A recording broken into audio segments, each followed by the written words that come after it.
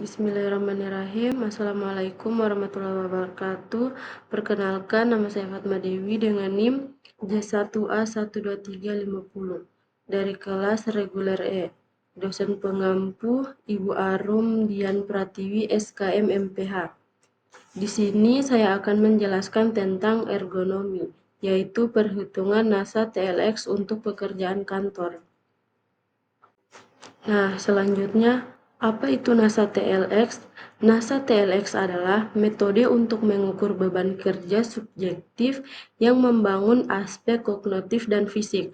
Dalam konteks pekerjaan administrasi, ini berarti mengukur berapa besar mental yang dikeluarkan selama di kantor.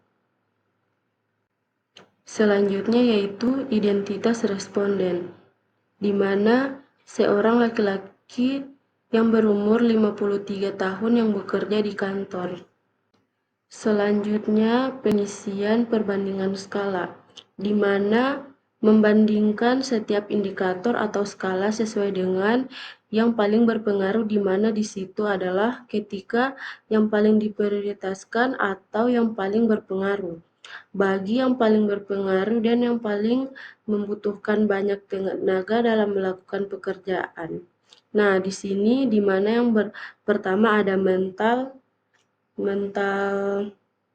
mana ada mental dem itu adalah hasil pengisian perbandingan skala yang berdasarkan tabel dan perbandingan skala yang diisi oleh responden. Maka skalanya ini dapat mental demandnya itu 2 dan physical demand-nya itu 3, temporal demand-nya itu 1,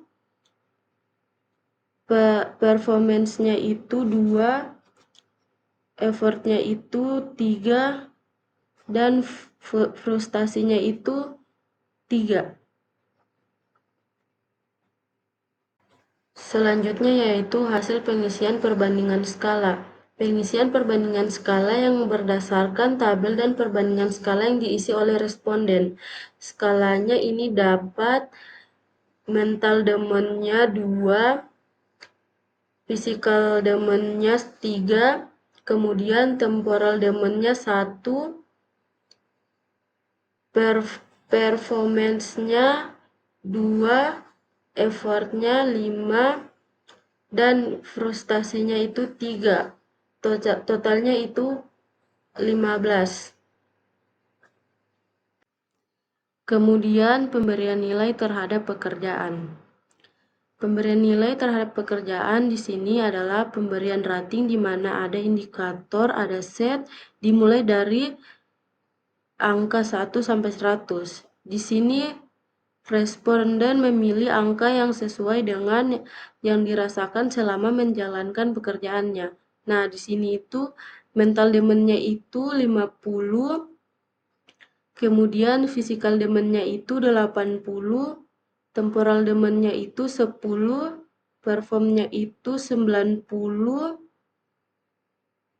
frustration-nya 40, dan effort-nya 60. Nah, ini hasil ratingnya. Nah, selanjutnya perhitungan bobot. Perhitungan dapat dihitung dengan produk rating bobot faktor. Perhitungan bobot itu dapat dihitung ketika bobot faktor, bobot vektor sama. Pemberian rating itu sudah didapat, maka perhitungannya itu dapat dihitung dengan produk sama dengan rating dikali bobot faktor, di mana bobot mental tadi itu 2, ratingnya itu 50, berarti sama dengan 100. Bobot physical demand-nya itu 3, ratingnya itu 80, berarti sama dengan 240.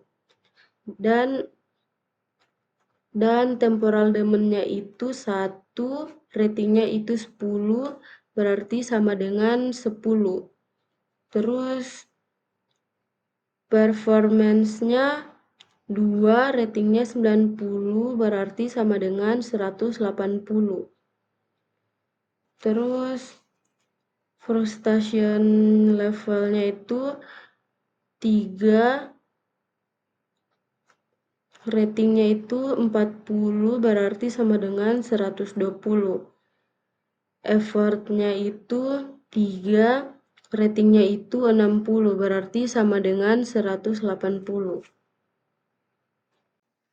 Nah, selanjutnya itu total skor NASA. Setelah mengetahui hasil, diketahui dari pembobotan setelah dikalikan hasil pembuatannya, maka selanjutnya itu menghitung total skor. Nasatel kali setelah skor Nasatel kali ini didapat ketika hasil pembobotannya tidak dikalikan ke semuanya. Angka dari total skorinasa ini berasal dari hasil perhitungan pembobotan. Nah, di mana NASA TX itu dikali NASA TX itu 100 ditambah 240 ditambah 10 ditambah 180 ditambah 120 dan ditambah 180. Karena diambil